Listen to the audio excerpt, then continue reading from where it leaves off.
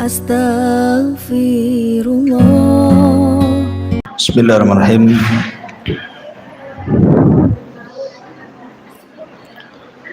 Alhamdulillah wassalatu wassalamu ala Rasulillah wa ala alihi wa sahbihi wa mawalah wa la hawla wa la quwata illa billahi wa ba'du.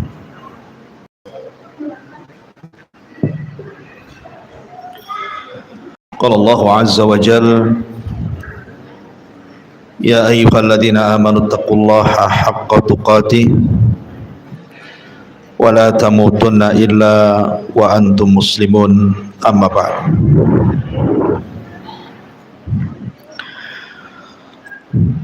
Baik, kita lanjutkan kajian kita, masih membahas kitab Arba'in Nawawi, dan kita masuk pada hadis ke-24. Kita baca hadisnya. An Abi Dzarrin Al-Ghifari radhiyallahu anhu anin Nabi sallallahu alaihi wa ala alihi wasallam fima yarwihi an rabbih azza wa jalla annahu qala, dari Abi Dzar Al-Ghifari, semoga Allah subhanahu wa ta'ala meridhai beliau, dari Nabi sallallahu alaihi wasallam, beliau meriwayatkan dari Allah azza wa jalla, ya ibadi inni haramtu zulma ala nafsi wa ja'altuhu bainakum muharraman fala tadhalam. Wahai hambaku, sesungguhnya aku mengharamkan kezaliman atas diriku, dan aku menjadikan kezaliman itu haram di antara kalian, maka jangan saling menzalimi. Ya ibadi, kullukum dhallun illa man hadaituhu fastahduni ahdikum.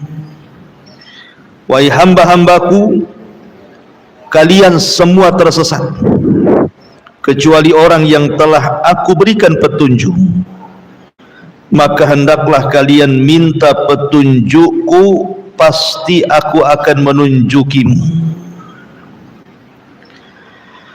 Ya ibadi, kullukum ja'iun illa man at'amtuhu fastat'imuni ut'imkum.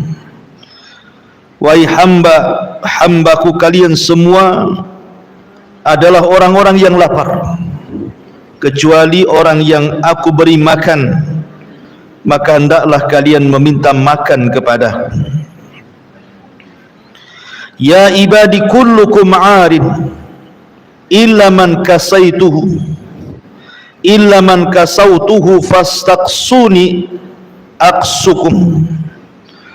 Wahai hamba-hambaku, kalian semua asalnya telanjang, kecuali yang telah aku berikan pakaian kepadanya, maka hendaklah kalian minta pakaian kepadaku, pasti aku akan memberinya. Ya ibadi, innakum tukhti'una bil-laili wan-nahar wa ana aghfiru dzunuba jami'a fastaghfiruni aghfir lakum. Wahai hamba-hambaku, sesungguhnya kalian berbuat dosa pada waktu siang dan malam, dan aku mengampuni dosa-dosa itu semuanya, maka mintalah ampunan kepadaku, niscaya aku akan mengampuni kalian.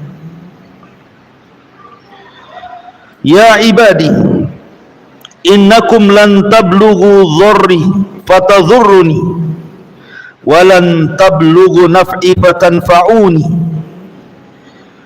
Wahai hamba-hambaku, sesungguhnya kalian tidak akan dapat membinasakan aku, dan kalian tidak akan dapat memberikan manfaat kepadaku. Ya ibadi, law anna awwalakum wa akhirakum wa insakum wa jinnakum kanu ala afjari qalbi rajulin wahidin ma naqasa dzalika min mulki syai'a. Wahai hamba-hambaku,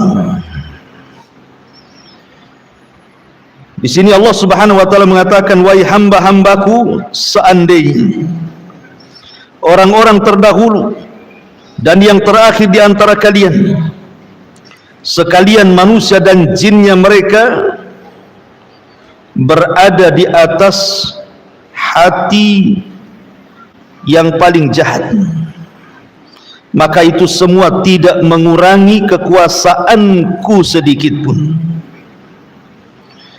Ya ibadi law anna awwalakum wa akhirakum wa insakum wa jinnakum qamu fi sa'idin wahid fasa'aluni fa'ataitu kulla insanin mas'alatahu ma naqasa dhalika mimma indi illa kama yanqusul mikhyat idza udkhila al-bahra.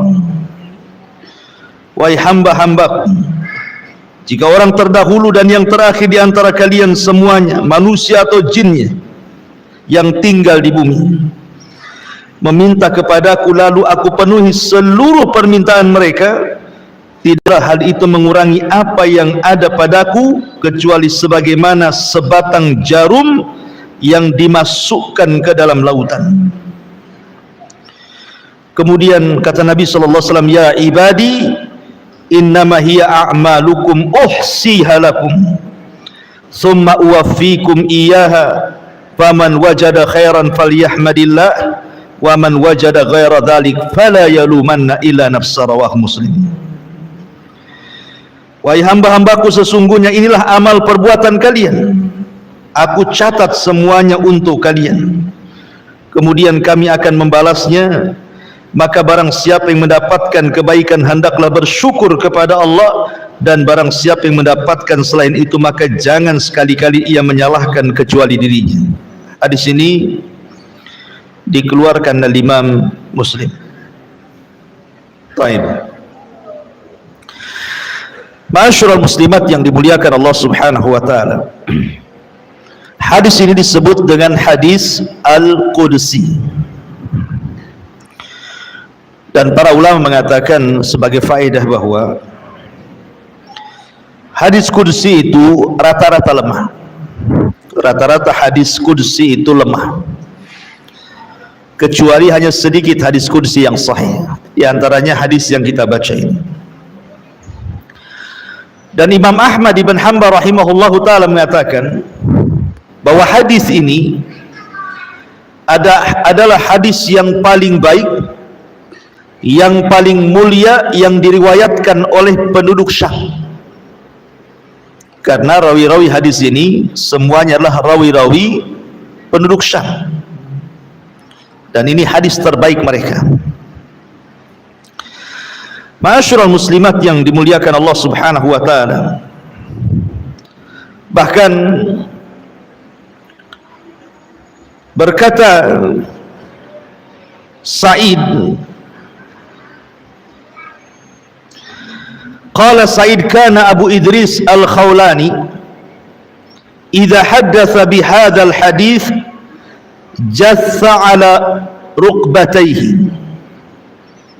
Jadi Sa'id berkata bahwa dulu ketika Abu Idris Al-Khawlani yang meriwayatkan hadis ini kan Abu Muslim Al-Khawlani. Jadi kata Sa'id ini, apabila Abu Idris Al-Khawlani menceritakan atau membacakan hadis ini, maka dia langsung tersungkur dan hampir pingsan karena dahsyatnya hadis ini. Ma'asyiral muslimat yang dimuliakan Allah Subhanahu wa taala, kalau boleh saya ringkas hadis ini, ada beberapa poin yang kita akan bahas. Yang pertama, tahrimu zulmi, haramnya kezaliman dan berbagai macam bentuknya.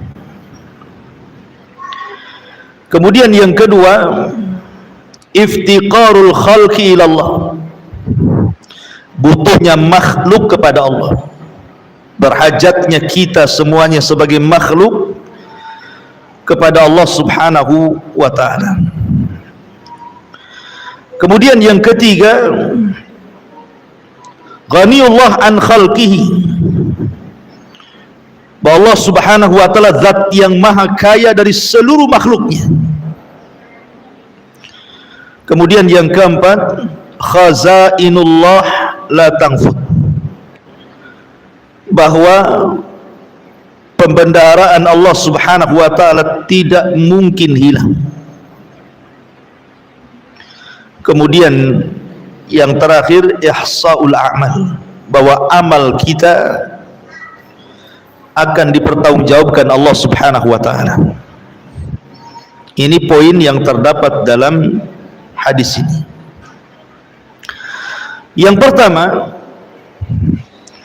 hadis ini menceritakan tentang tahrimu zulmi, haramnya kezaliman.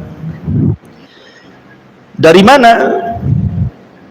Dari firman Allah subhanahu wa ta'ala, ya ibadi inni haramtu zulma ala nafsi wa ja'altuhu bainakum muharraman fala tadhalam.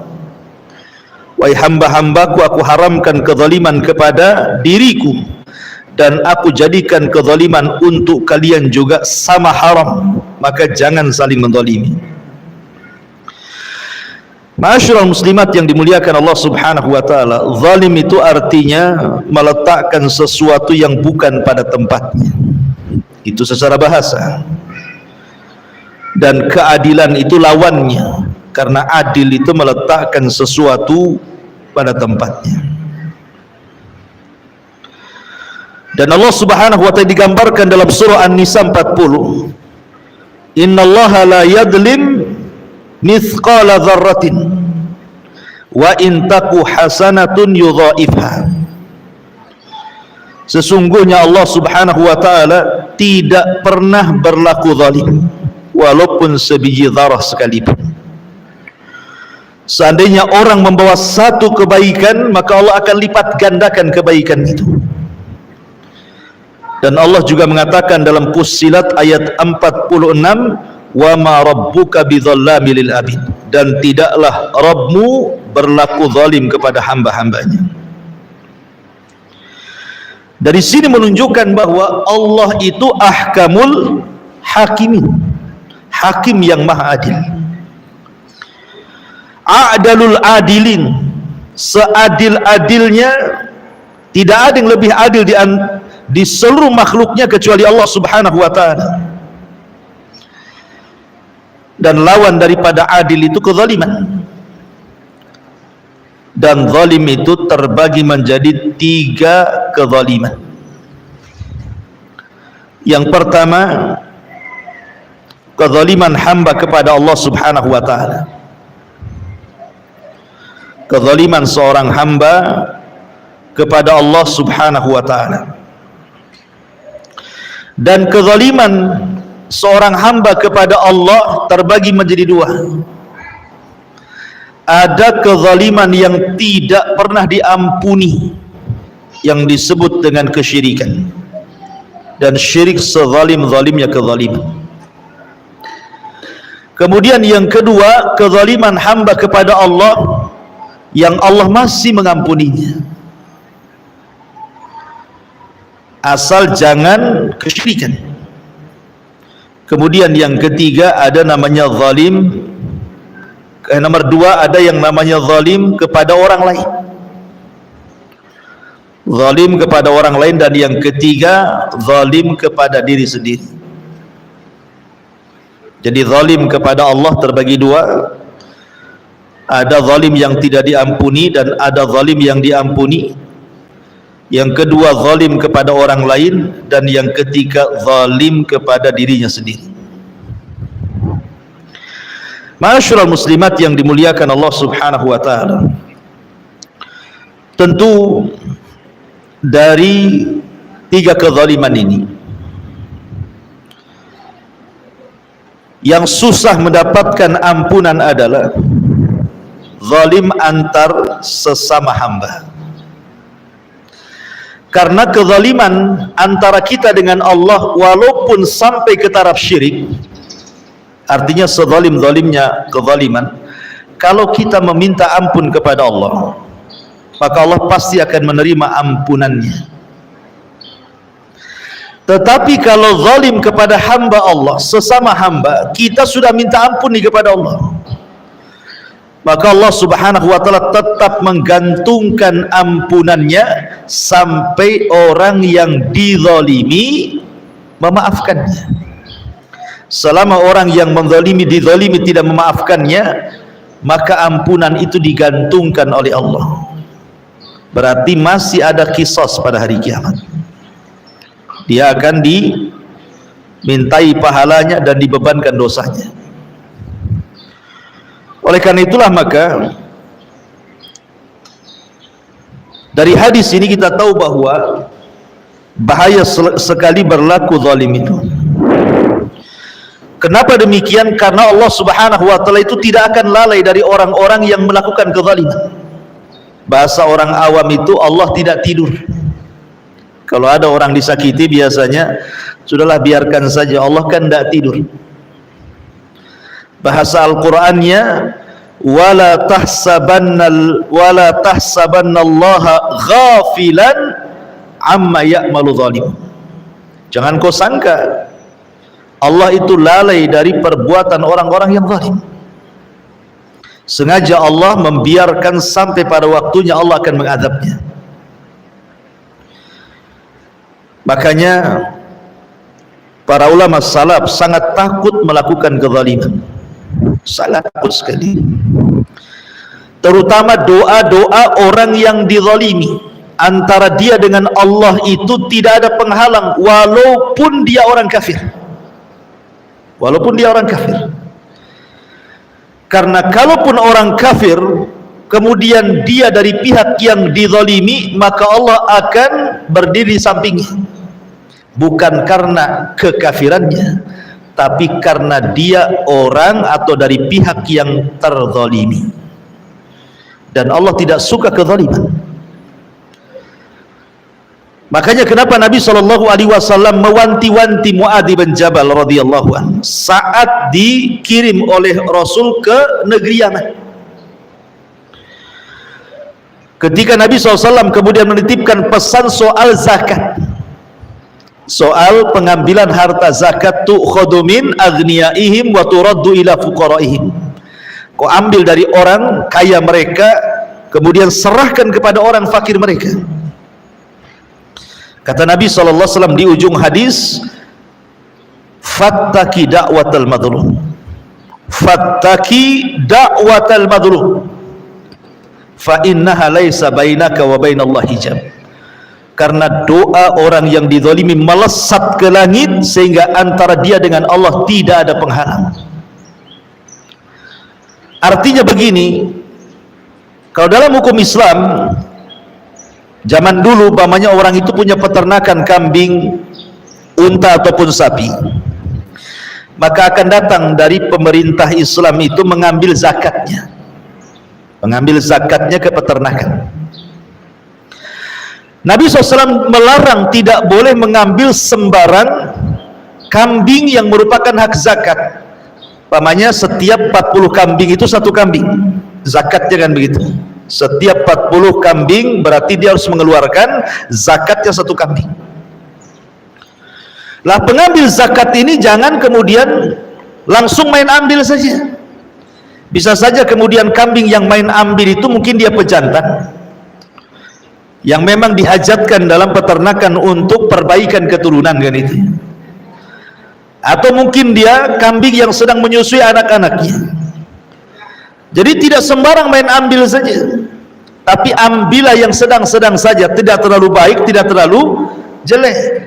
Sebab kalau dia asal ambil berarti dia telah melakukan kezaliman, padahal ini orang ambil zakat nih.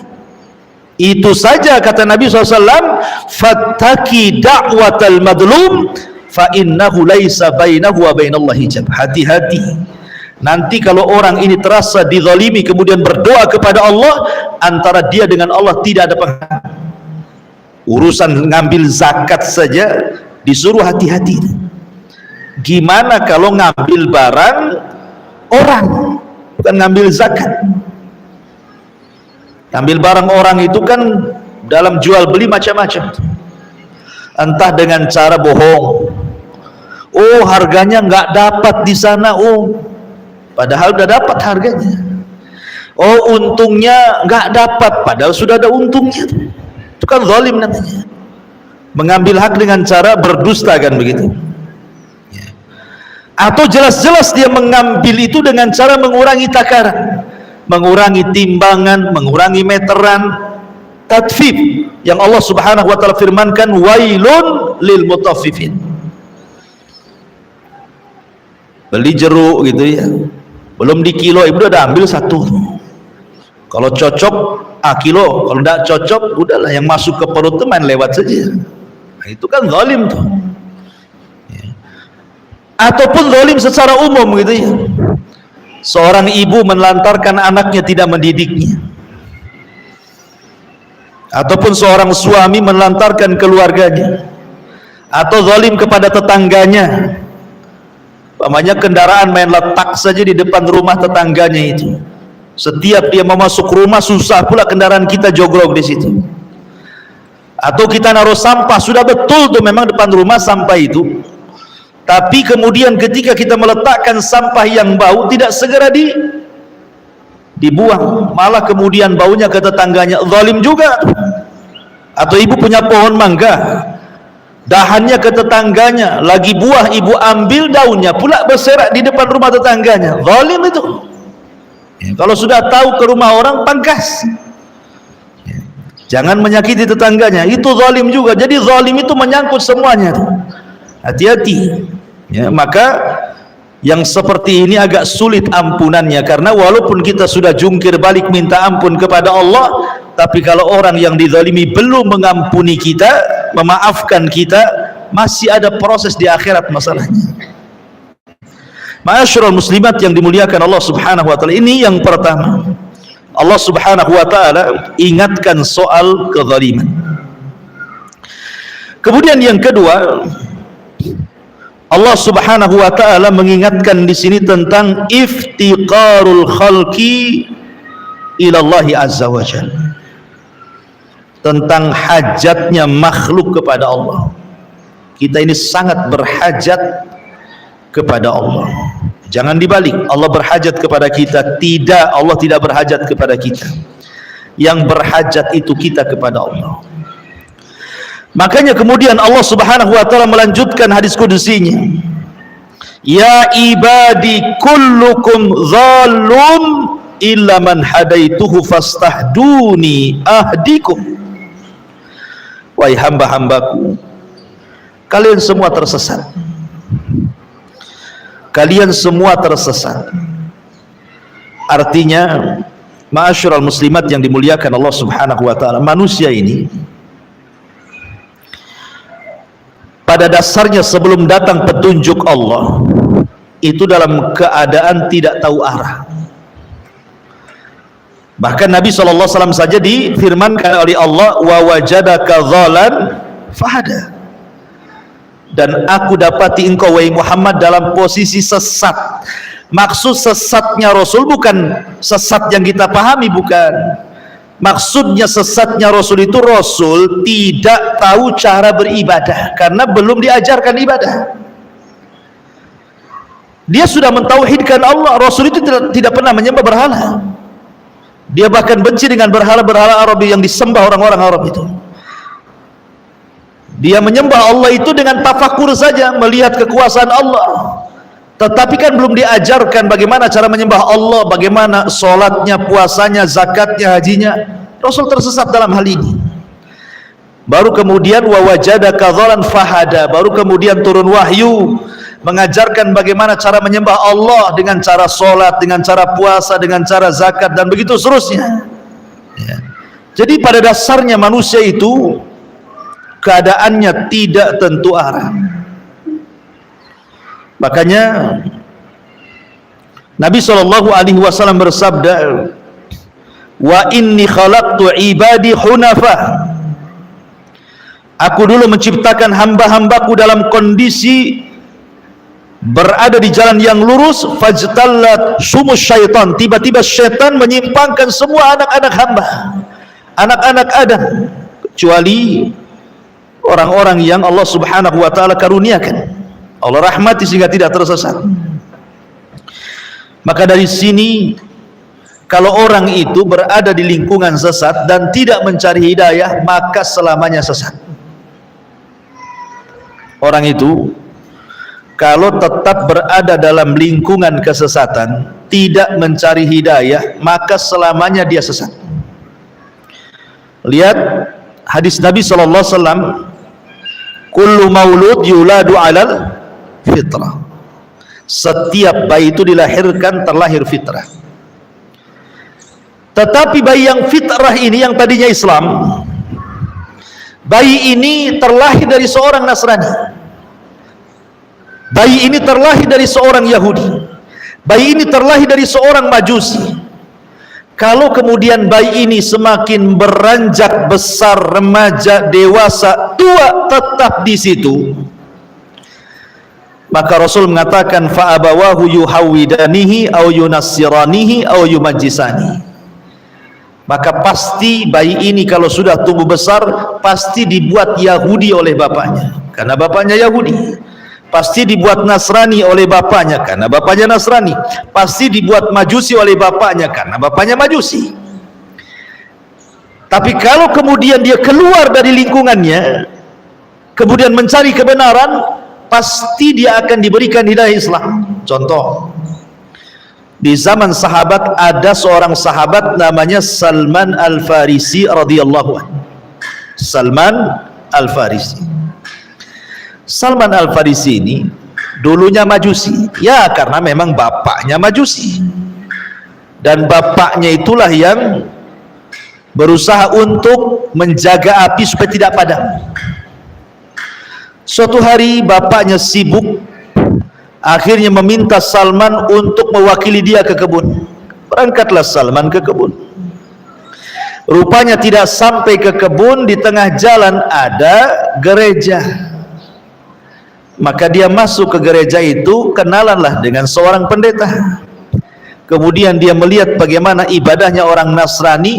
Dari sini ditimbang-timbang, kok masih baik Nasrani dibandingkan Majusi, kata Salman. Dari situ dia tertarik untuk masuk Nasrani. Ketika dia kemudian pulang, dimarahi sama ayahnya, bahkan dirantai.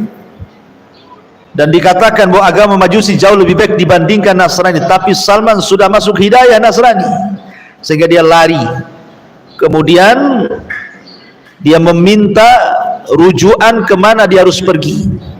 Akhirnya dari gereja itu dirujuk supaya jauh ke negeri orang. Di sana ada padri, ada pendeta yang kuat ilmunya. Kau belajar di sana.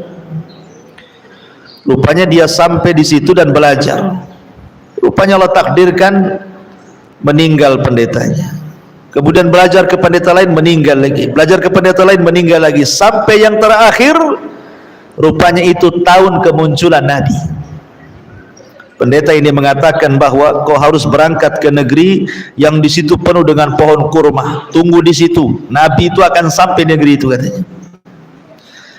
Akhirnya kemudian dia berusaha untuk sampai ke negeri tersebut, numpang kafilah yang dari Syam ke Arab. Rupanya oleh kafilah dagang itu malah diperbudak, dijadikan budak, dijual ke orang Yahudi Madinah. Tetapi justru dengan cara itulah setelah Rasul hijrah dari Mekah ke Madinah, Salman mendengar bahwa ada orang ngaku Nabi. Dia teringat dengan ramalan pendetanya. Akhirnya kemudian dia pun mencocokkan tanda-tanda kenabian yang diceritakan pendetanya dengan Rasul sallallahu alaihi wasallam, dan semuanya ada pada Nabi. Sejak itulah dia masuk Islam. Jadi hidayah itu dicari. Kalau dia tetap bersama bapaknya, ya selamanya jadi Majusi, kan begitu ya. Makanya kenapa ketika kita membaca Al-Fatihah itu dalam setiap solat kita minimalnya 17 kali dalam sehari itu, kalimat ihdinas siratal mustaqim itu apa sih maknanya? Kita kan selalu dalam salat ihdinas siratal mustaqim siratal ladzina an'amta alaihim ghairil alaihim waladhdallin. Apa sih makna ihdina itu? Kata para ulama, makna ihdina itu 3.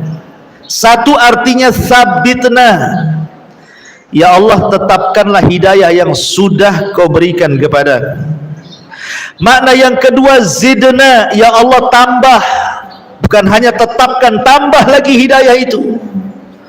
Kemudian makna yang ketiga fima sayati, ya Allah berikan hidayah bukan hanya hari ini saja, tetapi juga ke masa-masa yang akan datang, tetaplah saya di atas hidayah. Makanya wajar orang yang kemudian membaca ihdinas siratal mustaqim dalam setiap solatnya, dan dia paham mana ihdinas siratal mustaqim, dia minta ditetapkan hidayah, dia minta ditambah hidayah, dia minta hidayah itu terus sampai ke masa depan. Maka orang yang solatnya seperti ini, maka Nabi Allah subhanahu wa ta'ala berfirman, innas salata tanha anil fahsyai wal munkar. Salat itu pasti mencegah dia dari perbuatan keji dan mungkar. Kenapa? Karena hidayah masuk. Berarti orang yang habis salat masih melakukan perbuatan keji dan mungkar, jangan-jangan dia tidak serius ketika membaca ihdinas siratal mustaqim. Itu yang menjadikan salat ini mempengaruhi keluar salat itu gara-gara hidayah. Makanya ketika baca Fatihah itu di sini ditekankan ini ihdinas siratal mustaqim, supaya Allah berikan hidayah kepada setiap orang yang salat itu. Ya. Jadi di sini yang kedua, bahwa kita sangat berhajat kepada hidayah. Dan orang yang sudah dapat hidayah, ibu ya, seperti orang sudah dapat Islam itu sudah hidayah. Tetapi ada yang lebih menguatkan hidayah Islam.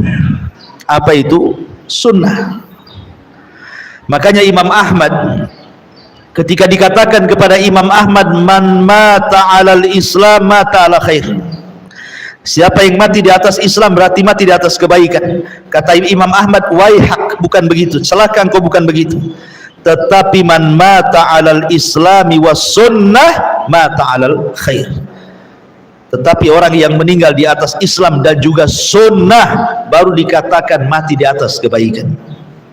Karena banyak orang yang KTP-nya saja Islam, tapi ajaran-ajaran Rasul tidak pernah dilakukan. Islam tapi meninggalkan sholat, Islam tetapi meninggalkan puasa, Islam tapi tidak haji, Islam tidak zakat, Islam tapi maksiat, dan begitu seterusnya. Makanya orang yang mati di atas Islam dan juga bimbingan Nabi, sunnah, maka dia mati di atas kebaikan. Ma'asyiral muslimat yang dimuliakan Allah Azza wa Jalla. Kemudian Allah subhanahu wa ta'ala mengingatkan soal hidayah. Berarti Allah hendak mengingatkan kepada kita soal keyakinan agama. Hidayah itu kan berkaitan dengan agama. Sekarang berpindah soal urusan dunia. Soal urusan dunia. Allah subhanahu wa ta'ala mengatakan soal urusan dunia ini, ya ibadi kullukum ja'in illa man at'amtuhu fastat'imuni ut'imkum. Ya ibadi kullukum 'arin illa man kasautuhu fastaqsuni uqsikum atau aqsukum. Wahai hambaku, kalian semua itu lapar kecuali orang yang kuberi makanan, maka minta makanan itu dariku, maka aku akan berikan makanan untuk kalian. Dulu loh ya wahai hambaku, kalian ini telanjang, tidak berpakaian, aku yang memberikan pakaian kepada kalian, maka mintalah pakaian kepadaku, kuberikan pakaian untuk kalian. Di sini Allah subhanahu wa ta'ala ingatkan dua perkara. Pertama soal makanan, yang kedua soal pakaian. Karena dua perkara ini yang dihajatkan manusia. Dua perkara ini yang dihajatkan manusia kan. Orang makan gak berpakaian disangka gila, ya kan? Orang berpakaian tak makan mati juga. Makanya dua perkara ini dihajatkan oleh manusia. Semua manusia berhajat kepada dua perkara ini, makan dan juga pakaian. Kalau orang bisa makan, ada pakaian, nikmat hidupnya. Satu saja kurang, bermasalah hidupnya. Dan dua-duanya datang dari Allah Subhanahu wa ta'ala, maka minta kepada Allah. Ibu makan apa, Bu? Makan nasi.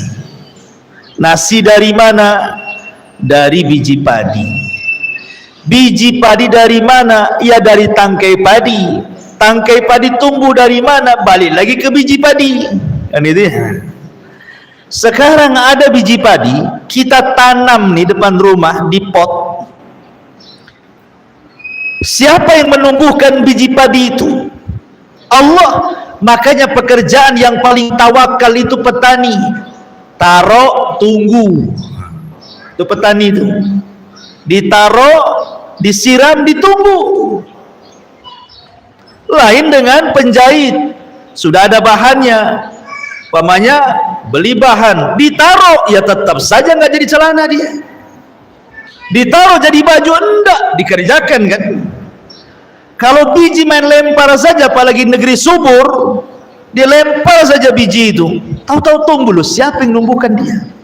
Walaupun tidak semua biji tumbuh, tapi kita bisa melihat yang tumbuh. Pertanyaannya, siapa yang membuat dia tumbuh? Kalau bukan karena Allah Subhanahu wa ta'ala. Ya. Maka kenapa kemudian Allah Subhanahu wa ta'ala berfirman, "Falyanzuril insan ila ta'ami." Hendaklah manusia melihat, merenungkan makanan yang dimakan. Tahu enggak kalau makanan itu berasal dari Allah? Allah yang menumbuhkan semua makanan. Semua makanan yang kita makan itu kembali kepada tumbuhan kan. Ibu mau makan roti, mau makan apa, itu bahan-bahannya balik ke tanah tuh. Pakaian juga sama. Emang pakaian kita ini dari mana kalau bukan dari tumbuh-tumbuhan? Oh, sutra ada pakai ulat pun makan itu juga dari tumbuh-tumbuhan, dari tanah juga kan begitu ya. Semua kembali ke tanah yang Allah tumbuhkan. Dari sini bahwa Allah ingatkan bahwa yang menyediakan makanan untuk kita, yang menyediakan pakaian untuk kita itu Allah, gitu maksudnya dalam hadis ini ya. Jadi kita diingatkan, kita ini sangat berhajat kepada Allah, sangat iftikar, berhajat kepada baik urusan dunia kita, termasuk juga urusan agama kita, dan semua akan ditanya di hadapan Allah. Makanya ketika kita membahas dulu suratul Kautsar, surah Al-Hakumut Takatsur, ketika membahas ujung ayat daripada surah Al-Hakumut itu, la tus'alunna yauma idzin anin na'im, kalian akan ditanya kelak pada hari kiamat tentang nikmat. Sebagaimana mengatakan nikmat di sini pakaian, makanan, minuman, tempat tinggal, kendaraan, semua akan ditanya. Ketika turun ayat ini, Nabi SAW keluar dari rumahnya di siang hari bolong, dan ketika itu Madinah dilanda paceklik hebat sehingga sudah banyak orang yang kelaparan dan tidak ada makanan. Rasul keluar siang-siang bolong. Tiba-tiba di tengah jalan berjumpa dengan Abu Bakar dan Umar. Rasul bertanya kepada Abu Bakar dan Umar, "Wa ma akhrajakuma?" Apa yang membuat kalian keluar dari rumah siang-siang ini? Ngapain panas-panas kau keluar, gitu bahasanya. Kata Umar dan Abu Bakar, "Ya Rasul, lapar Rasul. Kami tidak tahan di rumah. Kami harus keluar mencari makan." Kemudian keduanya juga bertanya, "Wa ma akhrajaka ya Rasulullah?" Kalau begitu apa yang membuat Anda keluar wahai Rasul? Maka Nabi SAW sama jawabannya, lapar. Tiba-tiba Abu Bakar menyingkap perutnya, rupanya ada batu yang diikat satu di perutnya. Umar menyingkap juga pakaiannya, rupanya ada batu yang diikatkan di perutnya. Begitu orang dulu cara menahan lapar.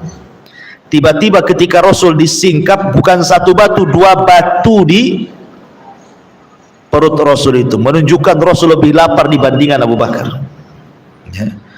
Akhirnya Nabi SAW mengatakan, kalau begitu yuk kita berangkat ke rumah seorang Ansar, Ibn Khaythamah, yang ada di perbatasan Madinah. Berangkatlah 3 orang ini ke perbatasan Madinah berjumpa dengan Ibnu Khaisam ini, Rabi ibn Khaisam ini. Sesampainya di rumah Rabi ibn Khaisam, rupanya Rabi ibn Khaisam tidak ada, yang ada istrinya. Nabi SAW tidak berani masuk, karena bagaimanapun sendirian tanpa mahram, Rasul menunggu di luar sebagai adab tamu. Selang sebentar rupanya Rabi ibn Khaisam datang membawa air putih. Kemudian melihat tamunya luar biasa, ada Nabi, Abu Bakar, Umar, wah senangnya luar biasa. Akhirnya kemudian dia pun langsung mengambil pisau dan hendak menyembelih satu kambing yang paling besar. Sementara kambing itu adalah kambing perempuan yang sedang menyusui anaknya. Kata Rasul, "Iyyak wal halib, jangan kau sembelih itu kambing. Yang ini saja," kata Nabi. Maksudnya yang kurus. Yang kurus saja. Lihat bagi Rasul mengajarkan bagaimana adab seorang tamu. Jangan merepotkan tuan rumah. Kan banyak tuh tamu merepotkan tuan rumah itu. Masa aqua gelas saja, pandai glide. Kan itu yang agak ini ya. Ya, ada apa sih di kulkasnya? Tanya kulkas pula. Ya. Jadi tidak usah tanya-tanya. Dan tuan rumah kalau dia berakal, pasti dia sudah paham keutamaan menghormati tamu. Kalau memang tuan rumah tidak paham, ya sudah, jangan repoti dia. Makanya Rasul, jangan sembelih yang ini saja. Ini enggak. Mau dibelikan bakso, janganlah bakso. Kalau bisa rawon, tambah soto, tambah. Nah, ini kok milihnya itu yang lebih tinggi. Kalau bisa jangan bakso lah. Sudah cilok saja, kan itu lebih turun tuh derajatnya. Ini minta yang tinggi lagi. Ya. Jadi akhirnya disembelihlah kambing yang kecil itu, kemudian dihidangkan. Ketika hendak makan, namanya kambing baru direbus, asapnya masih mengepul, tiba-tiba Nabi SAW menangis, Abu Bakar ikut menangis, Umar pula bertanya, "Afi hadhil halati tabkun?" Oh, dalam kondisi seperti ini kalian menangis wahai Rasul? Kita ini lagi lapar, makanlah, jangan nangis gitu.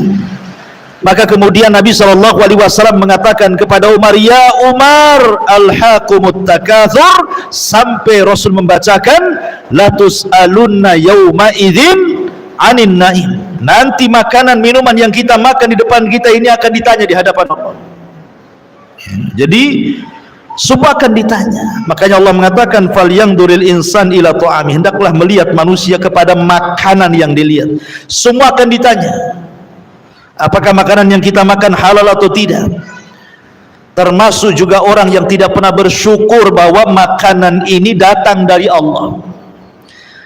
Dengan cara apa? Membuang-buang. Kan ada tuh orang yang berlebihan masak lauknya, nasinya, yang makan 2 orang, tetapi dia masak untuk 1 kampung. Paling 2 piring sudah kenyang, akhirnya tidak juga diberikan kepada tetangga yang miskin, diinapkan 1 malam, basi, dibuang ke tong sampah. Nah, ini akan ditanya itu. Ini semua datang dari Allah Subhanahu wa Ta'ala. Ya. Makanya kenapa mubadzir itu karena ikhwan syaitan, teman-temannya setan itu. Ini kemudian diingatkan soal 2 perkara yang penting, soal makanan dan juga soal pakaian. Kemudian di sini baru diingatkan tentang kekayaan Allah Subhanahu wa Ta'ala kepada makhluknya, atau diingatkan soal ampunan, bahwa kita berhajat kepada Allah. "Ya ibadi innakum tukhti'una bil-laili wan-nahar." Subhanallah. Kalau Allah Subhanahu wa Ta'ala mengatakan begini, Bu, "Wahai hamba-hambaku, kalian ini selalu melakukan dosa siang dan malam." Harusnya bahasa ini bahasa yang menakutkan, karena bahasa ini pasti setelahnya adalah azab yang akan turun.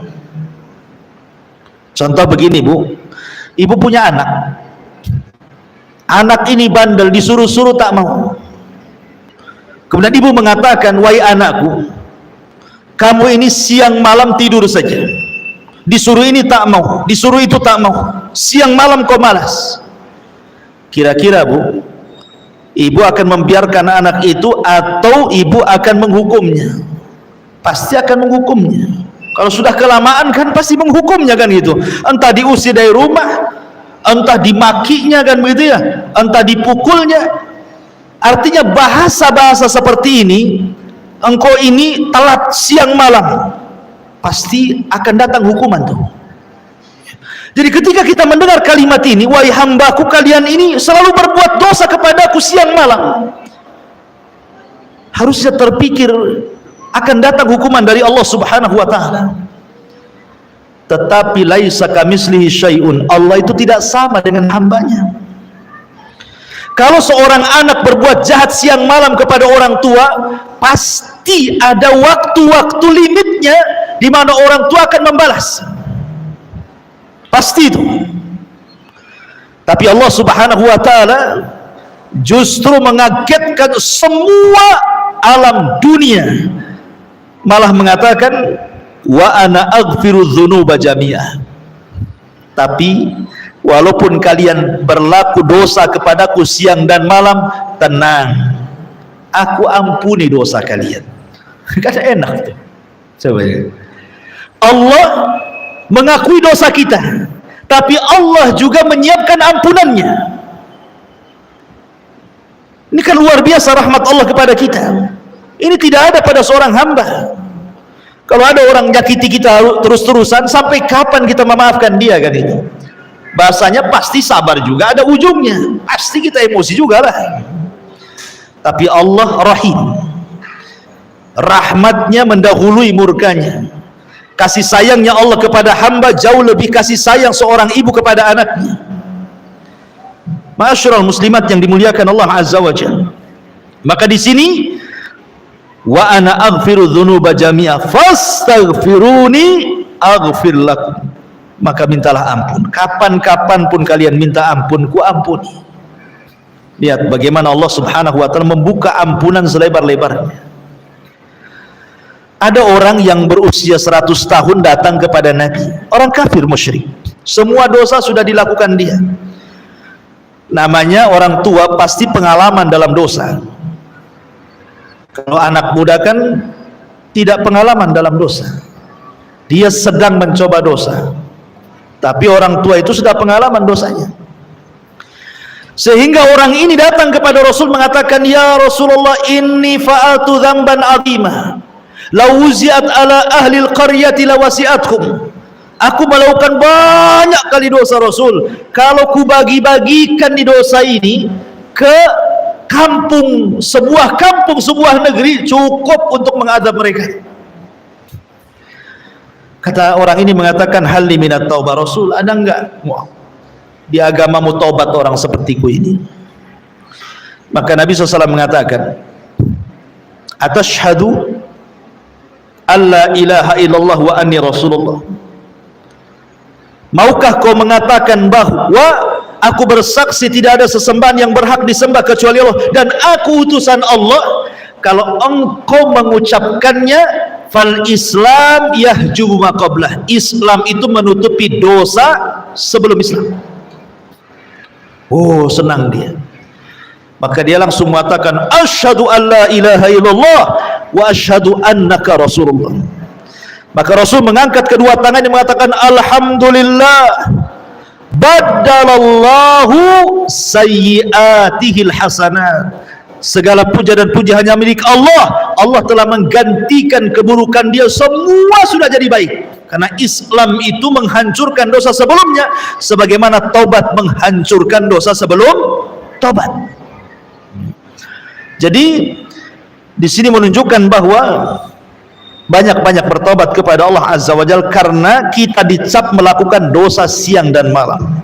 Kalau ada orang mengatakan saya tidak pernah berbuat dosa, dustakan ucapannya. Setiap manusia itu pasti berbuat dosa.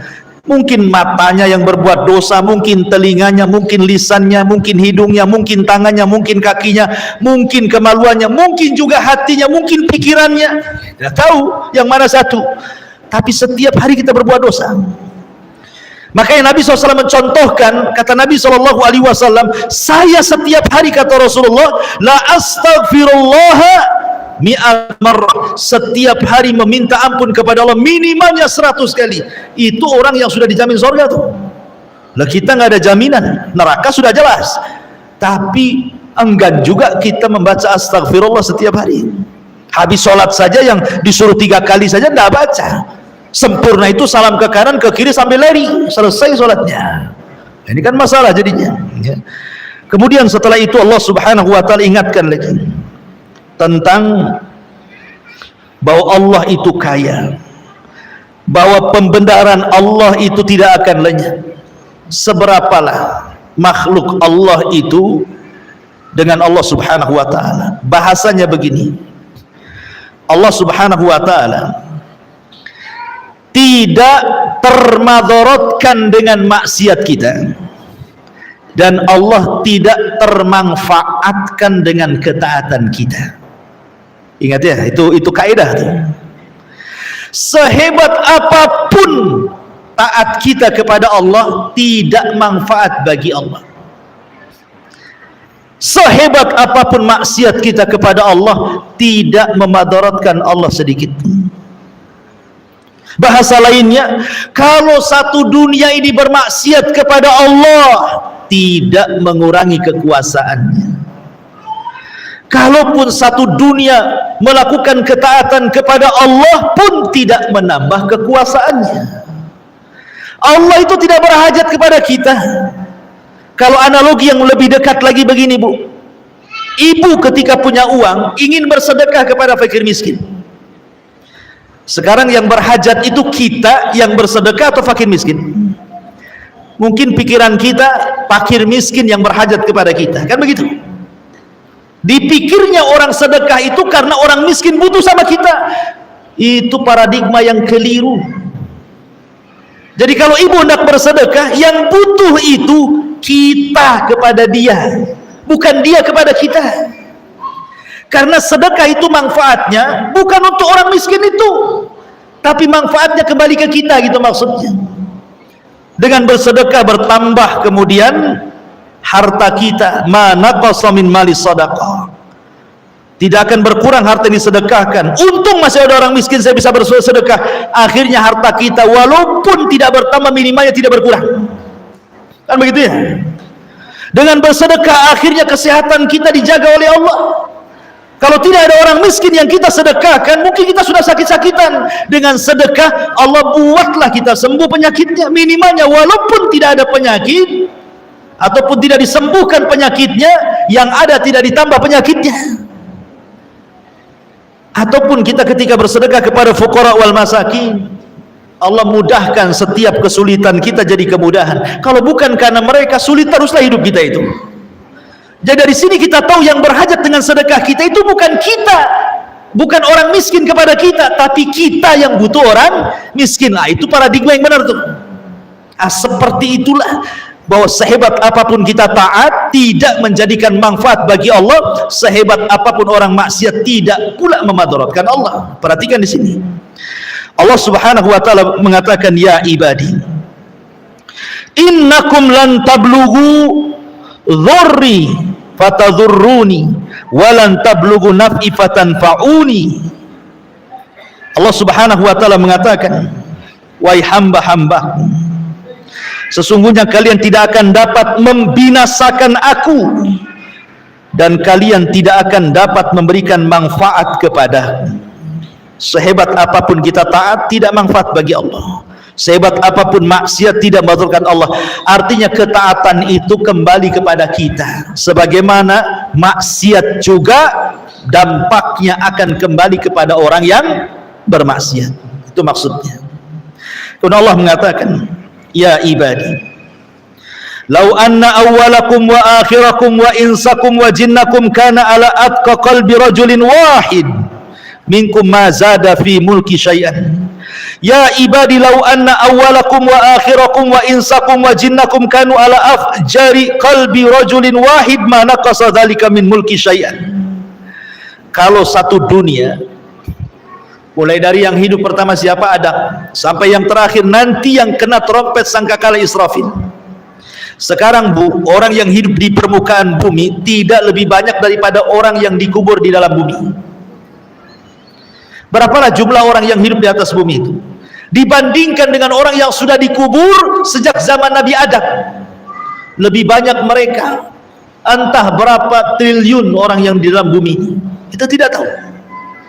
Kalaulah mereka dihidupkan semuanya, gitu maksudnya, sejak zaman Adam sampai yang terakhir terkena trompet sangkakala itu dihidupkan semua, bukan manusianya, jinnya sekalipun dihidupkan. Semuanya dijadikan oleh Allah taat kepada Allah, rajin sholat, rajin puasa, rajin zakat, rajin baca Quran, zikir, semua ibadah lakukannya dari mulai awal sampai yang akhir, mulai jin dan manusia. Kata Nabi SAW dalam hadis kursi, Allah mengatakan, mazada dzalika fi mulki syai'an, tidak menambah kekuasaan sedikit pun dariku. Kekuasaanku tidak akan nambah dengan ketaatan kalian. Atau sebaliknya, satu dunia jin manusianya sejak zaman Adam sampai yang terakhir semua fasik, semua jahat, semua maksiat, semua syirik, semua melakukan bid'ah dan maksiat yang lainnya, itu pun tidak mengurangi kekuasaan Allah. Lalu kalau sudah seperti itu, siapa yang berhajat di sini?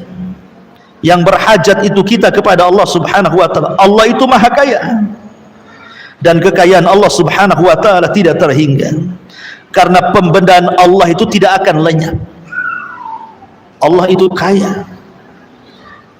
Coba seandainya satu dunia orang minta kepada Allah, satu dunia nih ya, mulai Adam sampai yang terakhir mati, jin manusianya minta sama Allah. Apalah yang diminta? Ibu minta apa? Minta rumah 2 di Sukajadi, minta 2 rumah di Poskokan, minta semuanya. Apa kira-kira yang ibu maukan minta? Itu baru satu orang tuh mintanya udah kebangetan gitu. Anggaplah satu dunia minta kebangetan semuanya, dan Allah berikan permintaannya itu, kalaupun dilayan sama Allah, itu ibarat jarum, kata Allah. Jarum dimasukkan ke lautan, kemudian diangkat lagi, kira-kira yang di ujung jarum itu berapalah air laut yang terangkat itu? Coba lautan itu yang tidak ada bertepi itu, kita ambil jarum yang ibu suka jahit dengan jarum itu, cobalah celupkan, kira-kira diangkat berapalah yang terangkat air lautan ke ujung jarum itu? Satu tetes. Satu tetes itulah cukup Allah berikan kepada semua makhluk jin dan manusianya, sementara lautan itu kekayaannya. Jadi apalah kekayaan Allah dengan kita? Makanya tidak akan bergeming kekuasaan Allah di sini. Ini saja masih nggak yakin bahwa Allah sekaya itu, sehingga tidak datang, masih juga datang ke dukun, masih merasa dukun lebih hebat dibandingkan Allah. Datang ke paranormal dan mengatakan paranormal jauh lebih bisa mendatangkan kekayaan dibandingkan Allah. Karena tidak paham tauhid, tidak paham hadis ini. Allah itu kaya, yang dibagi-bagikan satu dunia saja cuma satu tetes di ujung jarum. Itu pun untuk orang yang awal, termasuk Qarun juga di situ, sampai orang yang terakhir. Masyaallah muslimat yang dimuliakan Allah Azza wa Jalla. Jadi luar biasa. Perhatikan di sini Allah mengatakan, ya ibadi law anna awwalakum wa akhirakum wa insakum wa jinnakum qamu fi sa'idin wahidin fasa'aluni fa'ataitu kulla insanin mas'alatahu ma naqasa dhalika mimma indi illa kama yanqusul mihyat idza udkhilal bahra. Wahai hambaku, kalaulah seandainya orang yang akhir, yang awal, manusia, jinnya, mereka berkumpul di satu tempat meminta kepadaku, dan aku berikan setiap permintaannya, tidak akan mengurangi kecuali seperti jarum yang dicelupkan ke lautan kemudian diangkat, lihat hasilnya. Dan yang terakhir, walaupun demikian, bahwa semua akan dicatat di hadapan Allah. Allah ingatkan ini, bahwa ada pertanggungjawaban kita di dunia ini. Ada pertanggungjawaban kita di dunia. Artinya semua yang kita lakukan, semua yang kita ucapkan, semua yang kita yakini di dunia, semua yang kita biarkan dan begitu seterusnya, semua akan ditanya di hadapan Allah. Sehingga Allah tutup kalimatnya dalam hadis kursi ini, ya ibadi innama hiya a'malukum uhsiha lakum thumma uwaffikum iyyaha faman wajada khairan falyahmadillah wa man wajada ghaira dzalik fala yalumanna illa nafsah. Wahai hambaku, Sesungguhnya inilah amal perbuatan kalian. Aku catat semuanya. Tidak ada yang berkurang, semua akan dicatat. Setiap hembusan nafas kita akan dicatat. Makanya Allah mengatakan, wa ma yalfidu min qaulin illa alaihi raqibun atid. Tidaklah satu ucapan kecuali pasti dicatat malaikat raqib dan atid. Semua dicatat, semua dibukukan, dan akan ditanya di hadapan Allah Subhanahu wa taala. Maka barang siapa yang mendapatkan kebaikan dengan tadi meminta hidayah, diberikan hidayah. Ya, mentauhidkan Allah, bersyukurlah dia kepada Allah. Tapi kalau tidak demikian, maka jangan salahkan Allah. Salahlah diri kalian, dan itu kemauan kalian. Allah sudah berikan petunjuk kepada kalian dua jalan, ini masuk surga, ini masuk neraka, kau pilih pula ke neraka. Ini jalan sunnah, ini jalan yang menyimpang dari sunnah, kau pilih pula yang menyimpang dari sunnah. Ini jalan tauhid, di jalan syirik, kau pula memilih kesyirikan. Maka siapa yang memilih jalan tauhid, jalan sunnah, jalan ketaatan, bersyukurlah kepada Allah. Tapi siapa kemudian yang memilih kesyirikan, penyimpangan dalam sunnah, kemaksiatan, jangan pernah mencela kecuali celalah diri kalian, kata Allah. Di sini makanya pentingnya kita mempertahankan akidah istiqomah. Wallahu alam. Ini ya keterangannya panjang, cuma saya singkat-singkat saja karena memang panjang hadisnya. Sebenarnya bisa, kalau membahas di sini bisa 2-3 pertemuan ya. Kita ambil makna-makna dari hadis ini saja. Wallahu alam. Taib, sampai di sini. Saya ada waktu, silahkan. Kita hentikan sampai jam 11 ya. Ini masih jam 10.43, masih ada waktu sampai jam 11. Silahkan kita buat tanya jawab. Sila. Coba pakai mic itu. Nggak dengar masalahnya.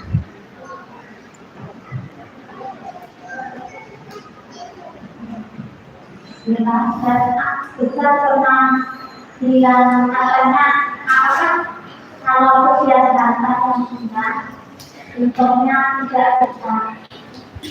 Setiap harta yang hilang, iya, sebenarnya kehilangan harta, apa itu? Umpamanya hilang dompet, berarti isinya nggak berkah gitu ya.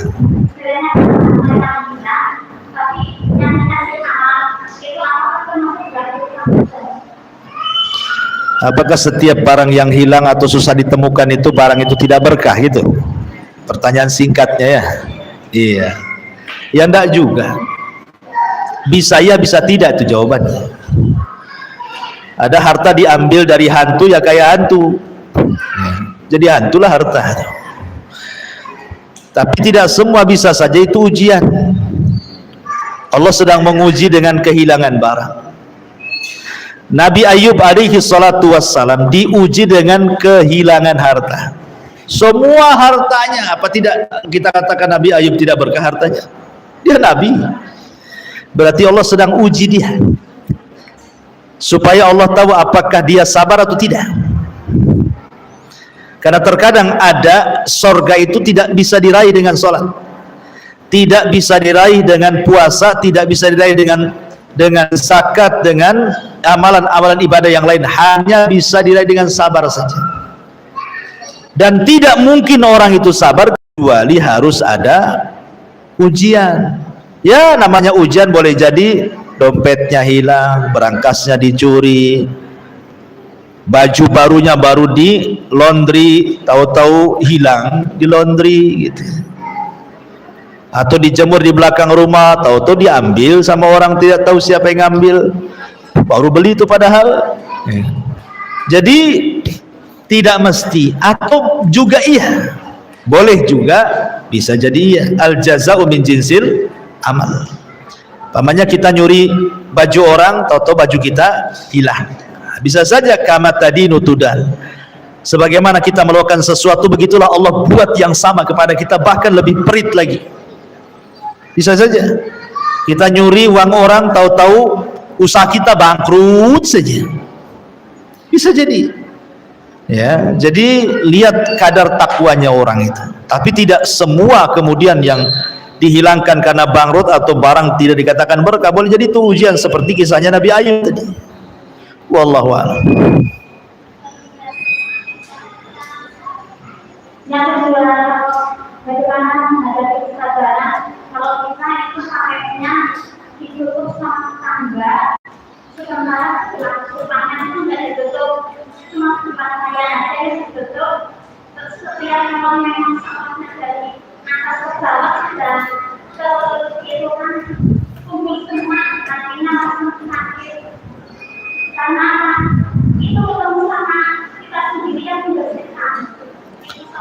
Maksudnya sampah ibu di bawah.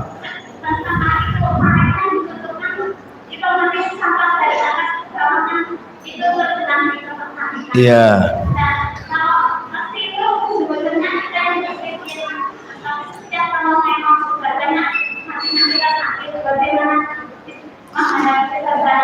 Sakit apanya Bu? Sakit hatinya? Kenapa nggak bilang sama RT-nya? Nggak ada RT-nya di situ ya? Iya, walaupun gue lulu itu kan mesti ada PRT, ada PRW situ. Coba koordinasi dulu dengan RT-nya. Jadi kalau memang ibu posisi di bawah, kemudian tetangga posisi di atas, lagi hujan kemudian melimpah sampahnya ke bawah, di antara hak bertetangga itu bukan hanya sekedar tidak menyakiti tetangga, tapi sabar dari orang yang menyakiti dari tetangga kepada kita. Namanya tahammul. Jadi ihtimalul adza, tetap sabar.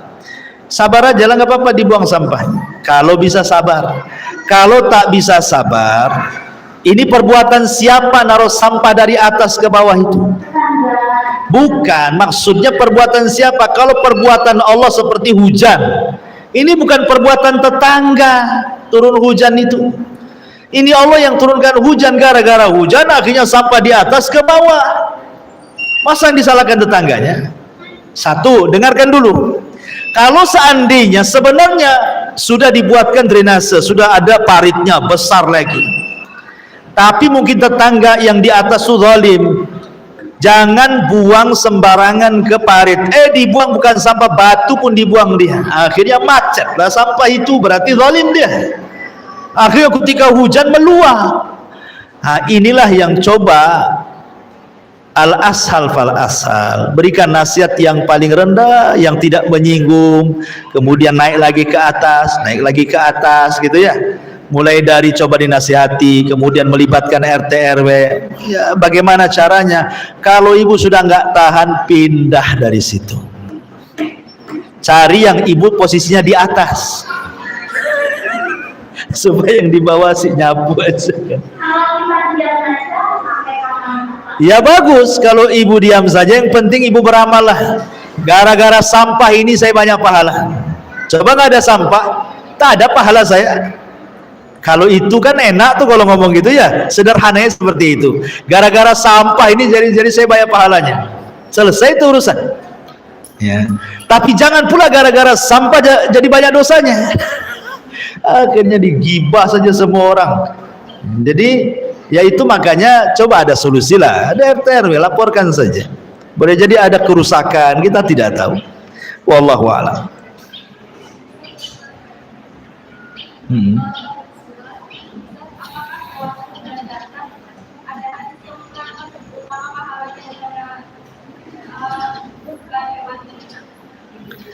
Tidak ada dalilnya.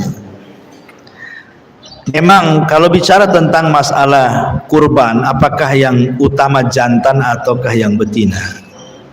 Hampir semua riwayat memang yang jantan itu lebih utama. Maksudnya kalau dia besar, gemuk, sebagaimana hadis Rasul berkorban dengan 2 kambing yang bertanduk dan gemuk. Dan begitu ya. Sekarang masalahnya ini hewannya jantan, bertanduk, kurus, ceking, dah tua, nggak ada sumsumnya. Yang satu betina, memang tak ada tanduknya, gemuk, besar, berat, ada dagingnya. Ya bagus betina lah. Makanya kaedah kurban itu yang mana yang lebih manfaat itu yang lebih afdal. Kalau kambing betina lebih manfaat, lebih banyak dagingnya, orang miskin lebih banyak dibagi, lebih afdal daripada jantan tapi kurus, kering, nggak ada dagingnya, si tulang semua. Akhirnya di sop nggak ada yang di sop, tulang semua, nggak ada dagingnya. Ya mendingan yang gemuk lah. Ya, karena tidak ada larangan antara jantan betina. Tapi kalau memang bisa jantan gemuk, warnanya persis seperti yang disifatkan Nabi, itu lebih baik. Ya, makanya korban itu jangan dadakan. Kalau bisa tahun depan korban, tahun ini sudah nabung. Jadi dapatnya yang bagus. Tapi kalau dapat duit baru beli korban, ya segitulah duitnya. Kadang-kadang nawar lagi, ya kan? Ya tambah yang kecil lah. Nanti yang punya kambing pun, oh kalau segitu yang ini saja, kan begitu ya. Dia pasti ditunjukkan ke yang kurus kan itu ya. Nah, tapi kalau banyak duitnya kan pasti ditunjukkan ke yang gemuk. Berani berapa sekian? Oh tunggu dulu, carikan yang bagus, kan begitu ya. Wallahu a'lam. Iya.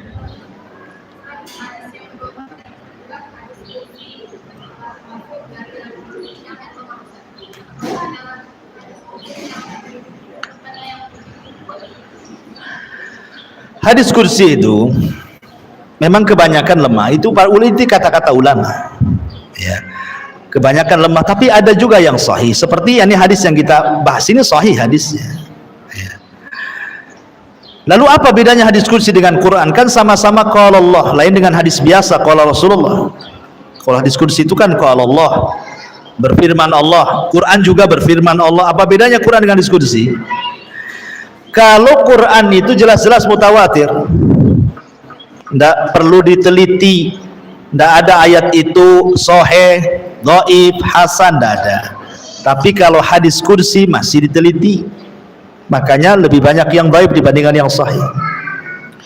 Yang kedua, Quran itu tidak ada yang bisa menandingi kata-katanya sampai Allah menantang. Kalau kalian ragu dengan Quran, buat kayak Quran. Tapi tidak ada tantangan dalam diskusi. Ya. Yang ketiga, Quran itu diibadahi bacaannya. Jadi kalau kita baca walaupun tidak paham, tetap 1 huruf 10 pahala. Tapi kalau hadis kursi hanya dibaca nggak dipelajari, ya nggak dapat apa-apa. Ya dapat pahala pun sesuai dengan apa yang ia telah.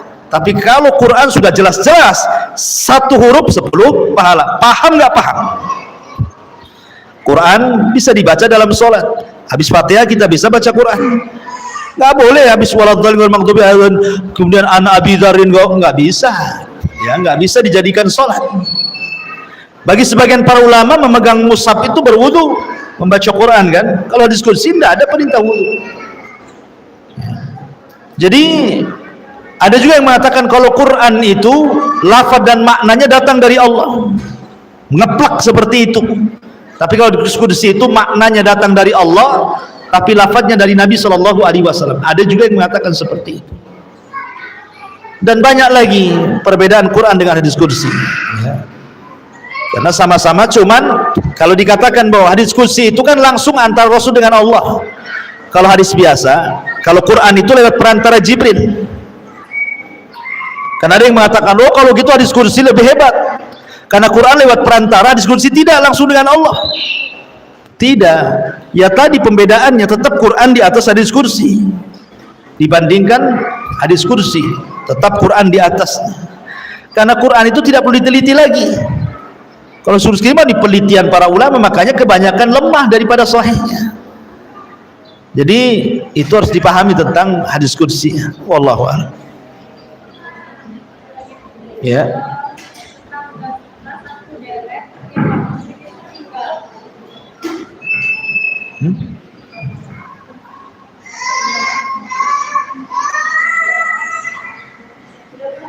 Enggak, sudah dipending aja.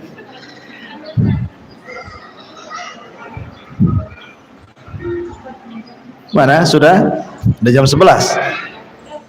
Iya, belum ada manfaatnya. Nanti takut banyak orang Jumatan juga kan, belum persiapan bersih-bersih masjid. Mudah-mudahan ada manfaatnya. Subhanakallahumma bihamdika asyhadu